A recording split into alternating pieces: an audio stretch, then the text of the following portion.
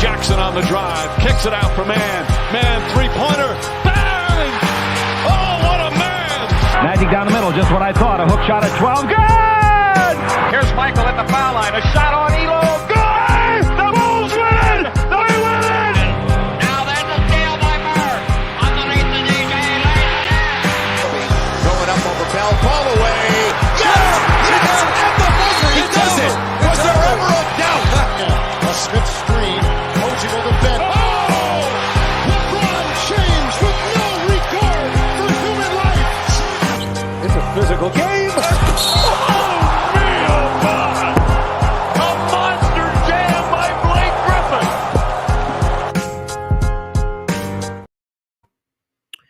What's going on, guys? Welcome to another 2023 post-game recap here on Dime Dropper. Before we get started, you already know the drill. Make sure to subscribe on Dime Dropper. Hit the notification bell so you know every single time I post a video.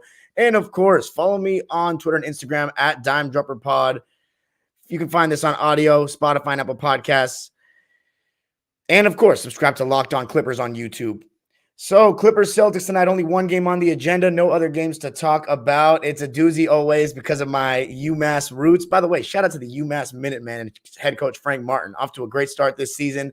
Go you, always. That's the only Massachusetts team I support is my Minutemen. But my Minutemen and Minutewomen, we're probably watching this game tonight. Celtics and Clippers, a rematch of a really good game a couple of weeks ago, a game in which I did not have a post-game recap on Dime Dropper for, but I did have a post-game episode on Locked On Clippers for. So, Clippers and C's. It was an anticipated game based on the fact that we beat the shit out of them last couple weeks ago. But Rob Williams and Al Horford actually played in this game. And you already knew that Al Horford and Rob Williams make a huge difference. They were so massive last year when they made it to the championship. And they're those guys. So, let's get right into tonight's game. In the beginning, so Kawhi Leonard, Paul George playing, everybody healthy, and it's always so nice when the Clippers have everybody healthy. To start the game, Kawhi Leonard was guarding Marcus Smart, Paul George was guarding Jason Tatum, and Marcus Morris was guarding Jaylen Brown. And then on the other side, you had Tatum guarding Ivica Zubac. I thought that was really fascinating. Al Horford guarding Marcus Morris because he's not getting beat off of speed. Marcus Smart guarding Paul George. And then Jaylen Brown guarding Reggie, and then Derek White guarding Kawhi. But what they would do was every single time Kawhi got the ball in the mid-post, they double and then hope that their rotations and their length would take away other shots when they swung the ball, when the Clippers started swinging the ball. But very solid defensive start for both teams. The Celtics were 0 for 6 to begin the game, and the Clippers, honestly could have pushed it out to a little bit of a lead, but they were turning the ball over just a bit too much. However, in a couple of minutes, Kawhi then switched and started guarding Jaylen Brown, and then Marcus Morris Sr. started guarding Marcus Smart. And Kawhi Leonard, I got to tell you, another game where he looked pretty sharp. On defense, he honestly had some not-so-great moments. Like late in the game, Derek White blew by him for a really crucial and one. But he had 11 points in the first quarter. Got an and one against Jaylen Brown, hit a three, and boy, oh boy, his three ball is starting to look much more like we're used to. Another really solid night from three for Kawhi tonight. 3 for 6. So shooting 50%. We'll take that all day long. 11 points for him in the first. He was feeling himself. He also played I think the whole first quarter. And when the Celtics started staggering Tatum and Jaylen Brown, it started with Tatum going to the bench at around like the 6:50 mark of the first quarter. Jaylen Brown took the rest of the lineup. Took the rest of the quarter, similar to what the Clippers were doing. Paul George and Kawhi were being staggered. And again, no Robert Covington. He continues to get a DNP. And I obviously don't like it, but what are you going to do? You got to come to expect it at this point. John Wall comes in for Reggie Jackson around the 6:50 mark after Reggie got hit in the face, and he was pretty livid about it. And he did pretty well, John Wall. I thought he had some decent defensive moments. There was one play where he rotated at the rim, helped defense, went up vertically and got a stop. It was beautiful. Another play where he hit a left corner three off a swing. But there was also one play where he got all the way to the basket and probably should have gone up strong, but didn't. But I overall thought the first tenure in the game or first stint from John Wall was pretty good. Norman Powell picking up right where he left off and was just fantastic off the bench. 31 minutes played for Norman, 19 points and 4 rebounds on 5 for 12 shooting and 3 for 6 from deep. Instant offense, continuing his 6th man of the year case game by game. But you know the Clippers' defensive strategy. It's going to be switching Kawhi, Paul, and Marcus Morris, and then going drop with Ivica Zubac. But one thing I started noticing from the Celtics in the first half was that they were running a lot more off ball, especially in the first quarter. Off ball actions for Jason Tatum, whether it be a stagger screen where they had 2 guys set a screen on one side of him curling, or some nice back picks. There were nice flare screens to get him a little bit of space. And when those screens are set by guys like Horford, Ivica Zubac needs to step out for a second. If he's just laying back behind, then Tatum's getting open shots. And that's what was happening in the first quarter. And he did miss a couple of them. The Clippers were a little lucky. The Celtics missed a couple of those shots. But Tatum, I liked how easily it was coming for him to get shots. I think that approach diversifies his scoring arsenal so much more, as opposed to just watching him dance at the top and take tough shots. When or even just dancing at the top and going to the basket. When he catches the ball and he's already open, then he can either take the open shot or put the ball on the floor in space. And again, the best scorers of all time, your Kobe's and your Mikes, they worked with and without the ball at an insanely high level. You can also put Steph Curry in that mold, but he's become even more off ball than on. However, a guy that I also thought really had a good first quarter and just a great game, actually. I shouldn't even say first quarter, but it started in the first. Derek White. He did a little bit of everything. He defended. He hit open shots. He put the ball on the floor and made plays. He was really, really good. And one thing I've noticed about Boston is that they're starting to do what I've been saying that they should be doing since their struggles in the beginning of last season. And you start to see a little bit more of this in the playoffs, but I saw even more of it tonight.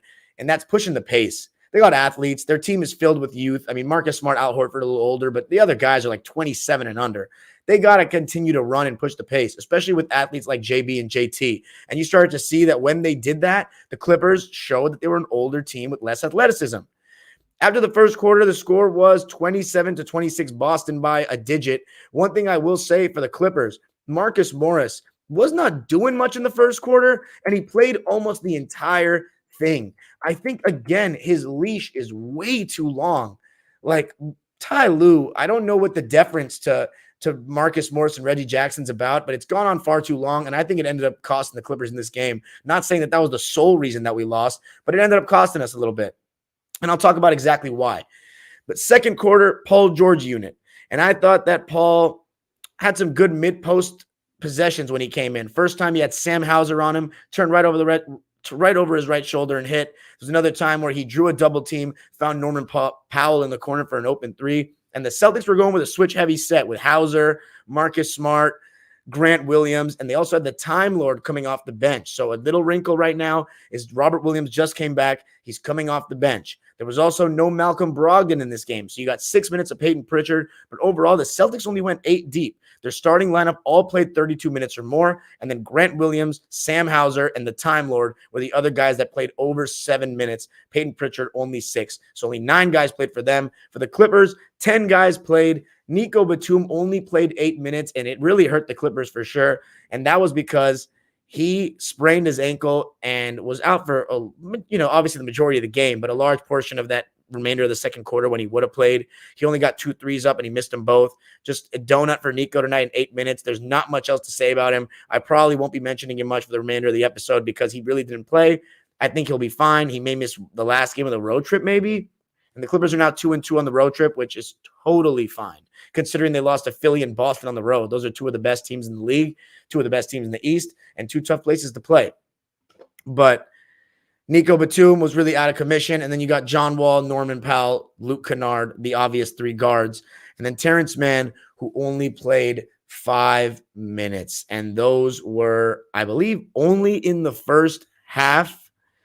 As we go to our first comment, James Pittman says, that almost felt like playoff basketball with shortened rotations. Do you think Lue is holding his cards close, or does he think the team is better off with no T-Man in Covington?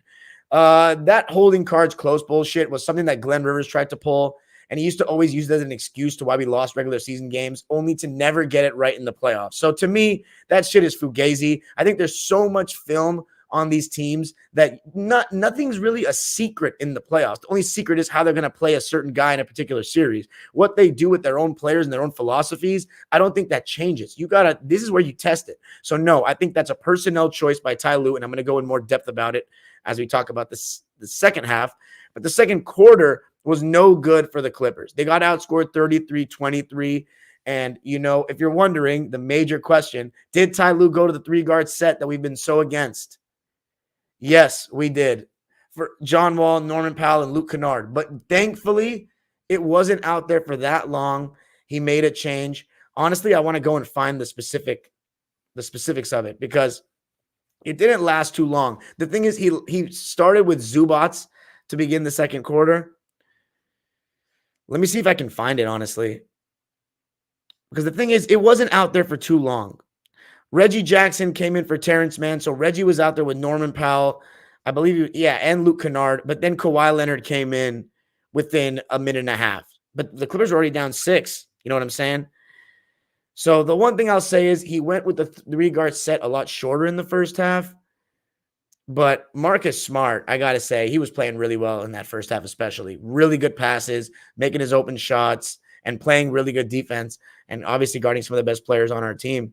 And I think that the Celtics in the second quarter, they really tightened up on defense, and they started switching a lot, and it caused the Clippers to go back to that stagnant ISO ball. And I thought that the Clips were really starting to settle for a lot of jumpers. I think Norman Powell, Marcus Morris, Kawhi even, Paul George, a lot of isolating at the top and shooting tough contested shots. And Paul George started to go a little cold. I remember he was 3 for 6 at one point. Then he missed his next 3 shots, and it just felt like all of his shots were contested jumpers. So the Celtics were playing good defense, getting stops, finding a way to push in transition.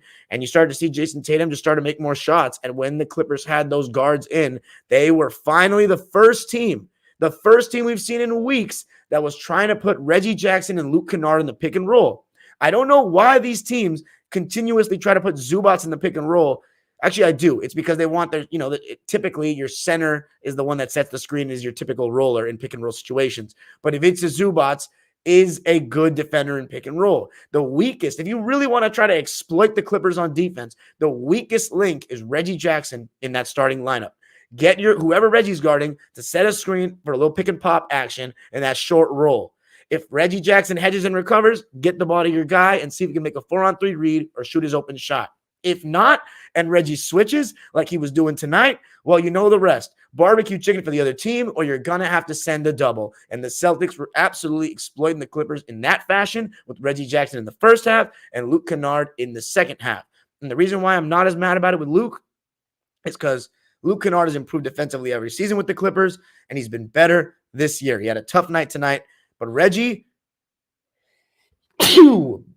But Reggie, we know who he is, right?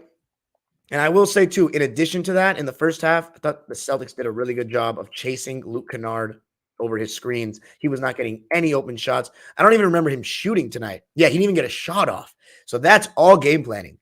That is all game planning. And that's just a great scheme to make sure that Luke Kennard gets no shots. And honestly, you could say that he should be getting shots up there. He probably should. He probably should get some looks up there, but it's tough. He's not really a one-on-one shot creator, a contested shot maker off the bounce. And he's gotten better at that, but that's not his game. Daniel Clifford comment says, Clips should be 3-1 on this trip so far. That 76ers loss really sucked, but we were lucky we pulled out that game versus the Pistons. Funny how some things work. Absolutely. My cousin says, F the Celtics. Well. Third quarter, it was another solid third quarter for the Clippers, just like we saw in Toronto. They outscored the C's 36-24, and it started right away. And it started with just the Clippers making shots. I talked about that they went a little stagnant, took some really bad contested jumpers in the first half. And by the way, speaking of jumpers, the Celtics are still 2-3 happy for me. Still 2-3 happy. But when Jalen and Jason Tatum start taking it to the basket, like we saw in that fourth quarter, that's when things change. And I also think they got to incorporate more mid-range in terms of starting their move at the mid-range area, not starting at the 3 and pulling up for the mid-range. That's great for Jaylen Brown, but for JT, getting the ball in the mid-post areas like Kawhi does, like the greats, like his favorite player of all time did, is going to help, especially with his size and his improved passing ability. So Celtics, if they don't fall too in love with the 3, they got as good a chance to win the championship as anybody. Even if they do fall in love with the 3, They still got as good a chance of winning the championship as anybody, but that has been their flaw, one of their flaws in so many postseasons with this core. With the Clippers, good start to the third. Kawhi Leonard got 2 assists. Marcus Morris had 8 points in the third quarter, so that was better from him. 2 threes and a layup from a Reggie Jackson outlet. And then Paul George hit a 3 and was missing some open shots. But one thing I really liked about Paul in this game was he was aggressive. He shot 22 times. And usually when Paul shoots over 20 shots, we win. But in this one, it wouldn't be the case. But 10 for 22, I am not mad at it. And the Celtics got a bit sloppy. Jumpers started missing. And Ivica Zubac, I thought in that third quarter, he was phenomenal. He was getting every rebound. He was more alert on the off-ball screens and actions, and he was doing well when asked to drop and drop coverage, scoring on some mismatches. You know, what's funny is they didn't actually put their big man on Zoo for the majority of the game. They were going with guys like Jason Tatum on him, and they were very happy switching certain guys onto Zoo. And I thought there were times where we could have given Zoo the ball more and tried to post him up because he actually did pretty well when he got the ball in the post. There was one time in the first quarter where he got the ball against Tatum, and Tatum wasn't even trying to play post defense. He just reached for a steal, and Zoo jammed it down. Then in the second half, there was one time where Derek White just got jump hooked to death. So I think we got to look to keep empowering Zoo. And there was even one time, though, in the first half where Paul George wanted Zoo to post up, and Zoo just got out of the way and said, Paul, let Paul cook, and Paul smacked his hands down in frustration. So I actually like to see that from Paul. But at the same time, as teammates, y'all are not consistent with Zoo. When he posts up or gets a switch, he should be getting the ball against those kind of guys consistently every time. But they like to, you know, mix it up. Kawhi also looked good in the third. You know, 3-ball looks better. He just looks better by the game.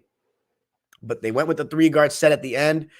Although John Wall did make a 3, the 3-guard set in the end did not prove costly. No Terrence Mann, though, at all for the remainder of the game. And I have a huge issue with that for the simple, recurring reason that we need guys that can guard in the game. And in the fourth quarter, that's exactly why we lost. The score in the fourth quarter was 32-25 in favor of Boston. The Clippers would lose this game 116-110.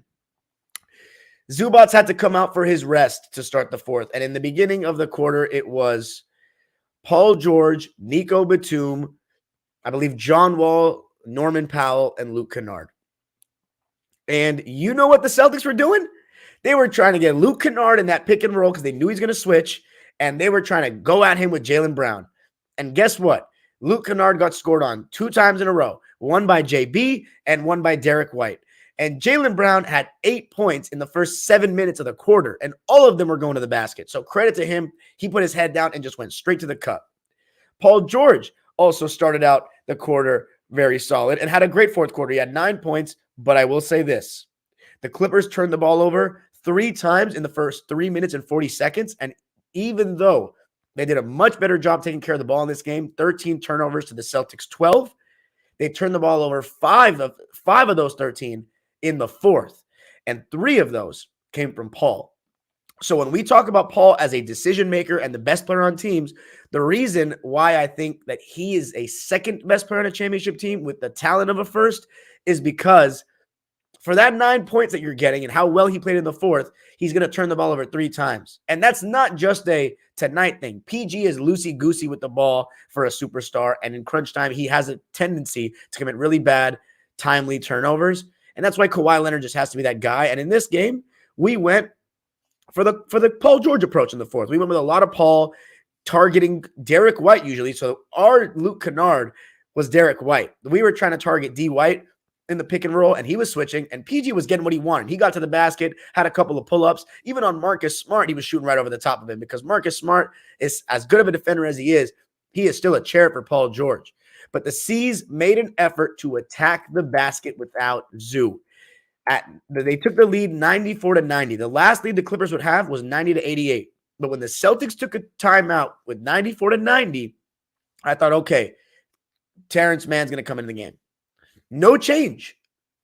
You know, the Clippers had a couple of travels in that beginning of the fourth quarter. I remember Norman Powell traveled, PG traveled, and Jaylen Brown, as I said, doing a good job pushing the ball and scoring. They take a 100-94 lead, and this is after the 2 times that Kennard had been attacked on D. Clippers take another timeout down 6, 100-94. No change, no Zoo, no nothing. I couldn't believe it. JB had 8 points at that point, and thankfully, and by the way, Marcus Morris Sr. comes in for Nico Batum at the 8-minute mark, and he plays the rest of the game. There's no way Marcus Morris deserves to play the last 8 minutes of the game with the contributions that he's made. What has given him the right? And I like Mook. I like him. But what's given him the deference to get it's like Reggie Jackson and Marcus Morris are like penciled in to the end of the game with Kawhi and Paul. Like, I don't agree with this. And I think it's only a matter of time before Ty figures it out. I'm not going to go on here saying fire Ty, he's an idiot. A lot of fans are doing that, and that's how fans are. But he's done too much for this organization for me to say those kind of things. Overall, he's going to have to figure that out. That Terrence Mann needs to play much more than 5 minutes. Marcus Morris and Reggie should not just be penciled in to the end of the game like that.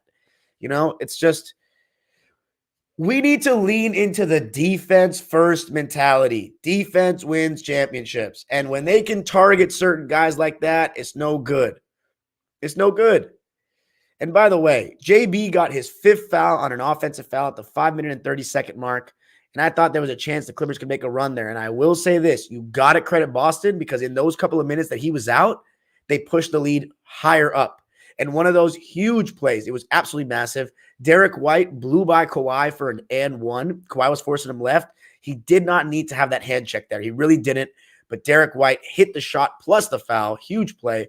Put the Celtics up 107-99. Funny enough, Reggie Jackson got an open shot because they were starting to, Paul George, I will say this. When I talked about guys in the first half not going to the basket, Norman Powell and Paul George did a better job of that in the second half, especially Paul George. Part of why he had such a good fourth quarter, he was mixing it up. It wasn't just contested jumpers. He was getting to the rim and taking advantage of Derek White.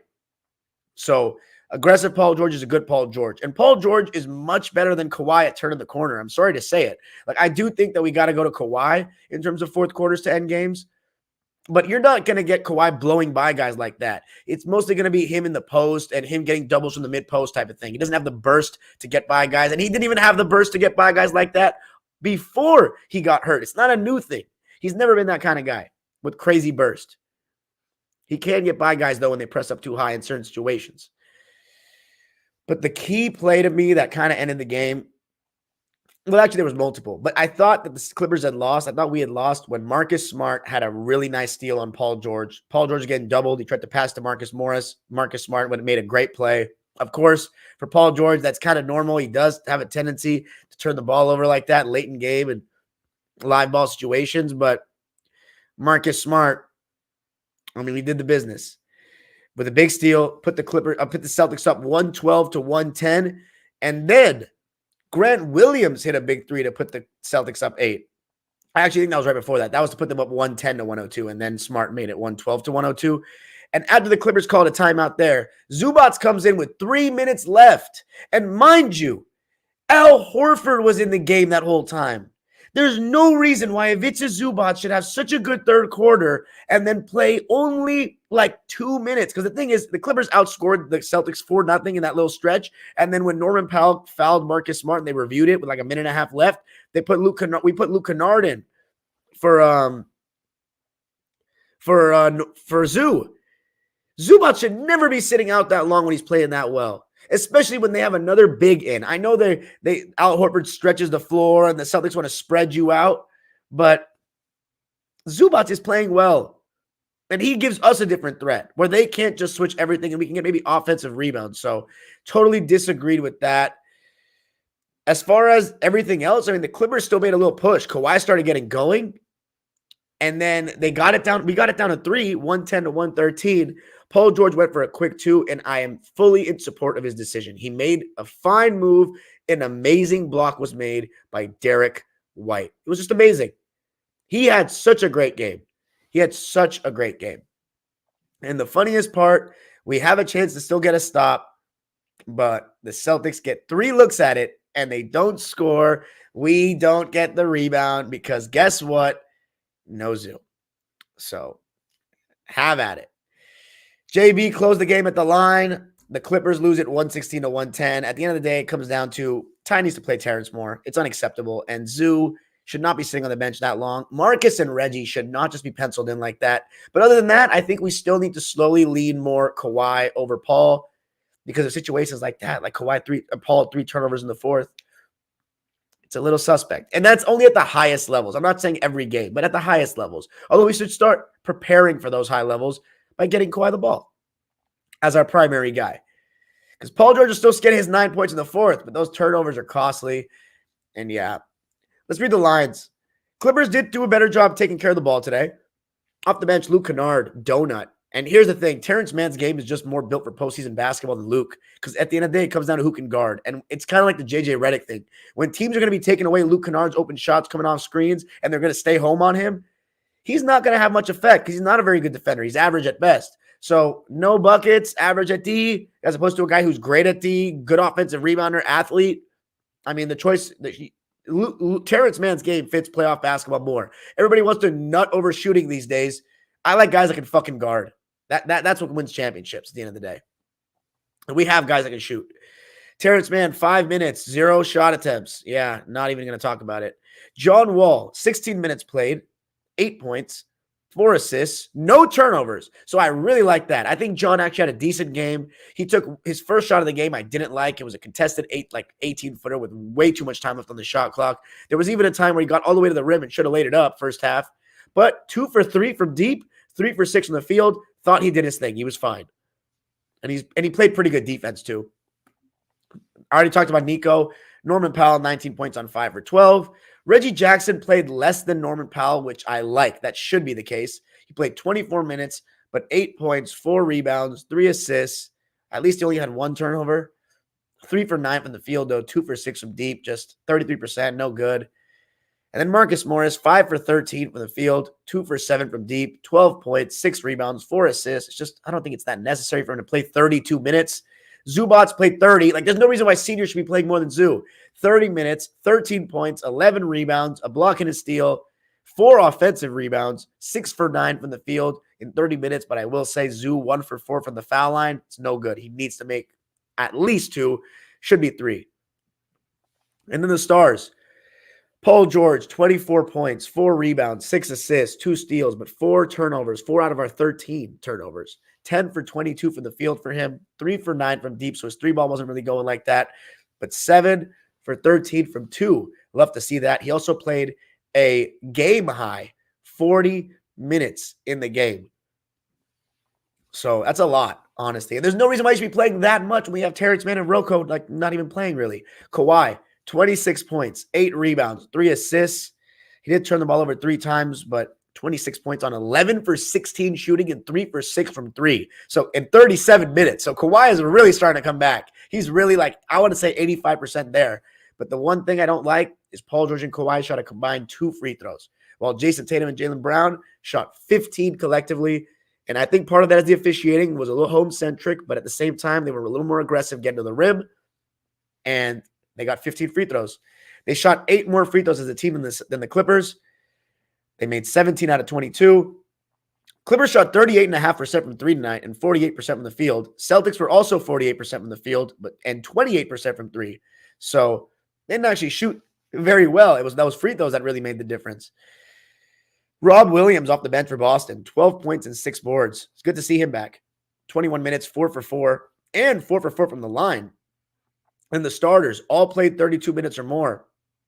Al Horford, 32 minutes played, 8 points, 7 rebounds, 3 for 6 from the field, and 2 for 3 from deep. He was a little quieter than normal, but he does his thing.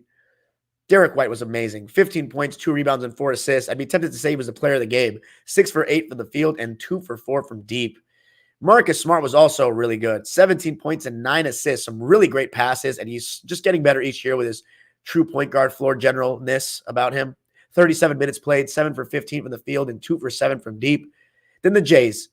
I thought Brown was better than Tatum tonight. Tatum, 29 points, 11 rebounds on 10 for 26 shooting, but 3 for 11 from deep and 6 for 10 from the line. So not a great night from 3 in the line. 7 for 15, though, from 2. And then Jalen was 0 for 8 from deep, but 12 for 17 from 2. So very efficient inside the arc. Again, I think that the key for the Celtics is to not get too 3 happy. Jaylen Brown, 29 points and 7 boards. to lead the way. Both Jalen and Tatum had 29 points. So they slightly outscored our duo, and that ended up being a little bit of the difference. But I also think the Clippers could have optimized their lineups better. But that's it for me tonight, guys. Going to go to the live subscribers waiting oh so patiently in the chat. You got a nice 30-minute recap. Appreciate you. Will I be back on Friday night? I don't know. Laker recap will be coming soon. I know they've been struggling without AD, which is normal, and that's their whole team, basically. So we'll be talking about them soon, but Clipper games will still be coming to you live and fast. Make sure to subscribe and comment on this video, and leave a review on Apple Podcasts if you like. And remember to subscribe to Locked On Clippers YouTube and Dime Dropper on YouTube. Peace. Yo, guys, give me a second. I got to blow my nose, man. This shit was fucking running like a horse. Hold on. Don't leave.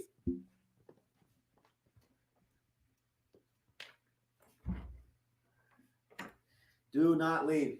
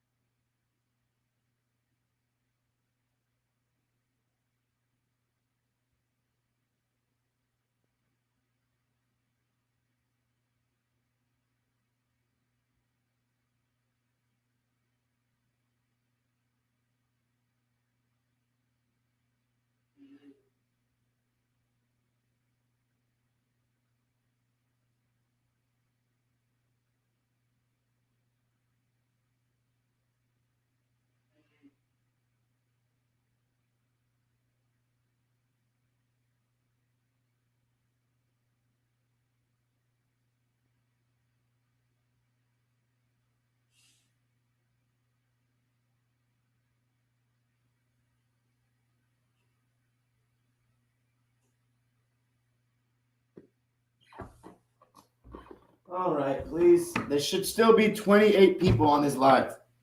24? You guys, 4 of you left? Fucking weak. All right, let's see. See what people are saying. My cousin said didn't watch the. Oh, let's see. First, let's see KB Magic. Okay, actually, no. This is the first one. Is Covington on the block? The trading block? Probably. And you know who could use him? Miami. Your guys. He really could. He'd start. KB Magic says Zoo needs more touches. I agree. Been saying that for 2 years. More Zoo. No rebounds. No. That was probably a question in reference to something I was saying at the time. He said, didn't watch the game, but Celtics won the rebound battle. It sounds like that was a big factor. They shot like shit from 3 and low free throw percentage for a top free throw shooting team. Yeah, well, we didn't play Zubac for the first 8 minutes of the quarter. That'll happen when he's playing great too. Koi102, good to see you, man, says, what does it have to take for Paul George to get to the fucking line? It's like defenders know they can go hard on him knowing they won't get called for anything. Talk to the NBA officials. JHC213 says, kind of hard for me to put the blame on anyone specifically, just a tough loss against a good team, a very winnable game. Yeah, it's true. Aaron P says, how do you feel about Clipper fans who call Ty Lue Ty Rivers? That is bullshit. Come on. Aaron P says, also, do you feel like Covington ends up being traded, and who else would you be open to trading? I'd be open to trading Reggie, Senior, and Rocco. Don't want to see Rocco go because he didn't even got a chance. Or Moses Brown. Terrence should be off limits. Luke Kennard also off limits. I think Amir Coffey could help a team tomorrow. Tomorrow. He's way too good to just be sitting there. But I'd love to have him on the bench. Alex Delata says, yo, I'm here. You think we want Duncan Robinson? We don't need more players. It's literally just giving him up. We don't need – and first of all, who wants Duncan Robinson's contract, bro? If you're not trading David Robinson, that's the only D-Rob I'm thinking we're trading for. So, no. No, my friends. Any last questions? I want to keep this live a little shorter. I feel like it gets the new viewers in. Remember, when I'm doing live, even though I may not be answering the questions, put those questions in so I can answer them right away when I get off. When I stop the live or whatever. Please tell me I cut that shit. Good. I got to do Locked On Clippers as well later. Any last words, boys? Are we having a good night? Hey, remember one thing. Please, by the way, super chats are turned on. If you want to drop $1 or a dime, every donation counts. Daniel Clifford says, I love the look of our team recently, but I think we could benefit from having a bigger, younger power forward like John Collins. Yeah, but what's it going to take to get him? LOL. Fabian, do you have my thumbnail? Duncan Robinson is America's least wanted. Yeah, damn right. Did you watch the game? No response from Fabian on Twitter. Shaking my head. Shaking my fucking head. Oh, Paul George just posted on his Instagram story. Are the refs fined for these? Wow. He went to Instagram. I'll take it. He's definitely getting fined, but whatever. I love when Paul George speaks about the fucking refs and their cruel treatment of him. Alex Delata says calls at the end were rough. That PG drive and missed layup should have been 2 free throws. The one that Derek White got a block? Doubt it, dude. Great question. Just a guy on YouTube asked, what do you think about the Bulls? Okay, so with the Bulls, I think that Lonzo being hurt kills any chance of them being a team with any sort of like future. I think Levine, if he hadn't gotten so hurt, that would be a bigger factor. If Levine hadn't been so hurt and Lonzo hadn't been so hurt, they would actually have something to look forward to, look towards. But right now they're stuck in that middle because has Levine peaked? He just came back from a knee surgery. And I know he's playing better of late and they're in like the 10 seed. I said they were going to be the 9 seed before the season. So I think they'll still could be right around there and they probably will be. But they're losing that play-in probably unless DeRozan and Levine really go off. And I think without Lonzo, it's like they just lack deep. Like they have Vucevic out there, and I don't know who they start, DeSumo or Caruso. When they don't have Caruso and Lonzo, they don't really guard like that. And then it's all about Levine. I don't think DeRozan being your best player is going to get you that far these days. Like it's not going to get you that far these days. So I think that, and Vucevic is definitely declining. He can't guard in the pick and roll. That's obvious. So, and they don't have depth. They don't really have depth, and I haven't seen a big enough leap from Patrick Williams to really like say he's great, you know? So they just don't have a very good team. They're doing about what expected. It's all about Levine. It's really all about Levine. Is he declining at 26? You know, that's really what it's all about, Levine and Lonzo. So that's what I got to say about them. Any Clips games January 17th to 20th? Man, my friend, my boy, fam, I only live one day at a time, so I don't even know who our next game is against. And I'm a host of the podcast for the show, for the team. So I don't really know who we've been playing. Tomorrow's Friday. I don't think we played Friday. I probably go to the Heat game. Daniel Clifford says he's probably very gettable too. You think so? Alex Delata says that would have had us down 1, but it wasn't a foul, bro. Miami Heat says Amir says I'll be in SoCal those days. Let's go to a game. Yeah, 100%. Definitely hit me up. Thoughts on Memphis losing to Suns and Warriors without Stephen Book? I didn't watch the games. Memphis is Memphis, you know. The Teddies. Alex Delata says Bulls should do what the Blazers did last year. Just throw in the towel and retool next year. Their roster is solid. Okay, if that means trade DeRozan to a team that needs him. Because I wouldn't trade Levine, especially when you paid him that much. You made your bed, you lay in it. Trade DeRozan for I don't know what, honestly. Daniel Clifford says Pacers next. Okay, we got to win that. If we end the road trip 3-2, I'll be very satisfied. Indiana's is playing really well, though, and they beat the Cavs tonight. Man, fucking Indiana. I said they were going to be the worst team in the East. That take aged terribly. 2021, I said the Knicks would be the worst team in the East, and they fucking made the playoffs, and Indiana is going to make the play-in, and I said the same shit this year. Last year, I forget who I said. I think I said, like, Detroit, maybe? I think I may have said Detroit. Anything else, guys? I think 38 minutes is nice. All right. Love you guys. Thanks so much for joining. Remember, you can drop $1 or a dime if you want to make a donation to your boy. Everything helps. Make sure to comment when I'm done with this video. We got to get these. I mean, the algorithms are going better to start this season. Let's keep it going. Let's keep it going. Let's get more unique viewers. Keep telling your friends about it. If they're a Clipper fan, Laker fan, or fan of whatever team, please. Oh, man. Thank you so much for reminding me. I need to address this. Today was a really sad day in the sports world. When we talk about most historic athletes ever, Michael Jordan, Muhammad Ali, Pele is on the Mount Rushmore of athletes ever in terms of fame.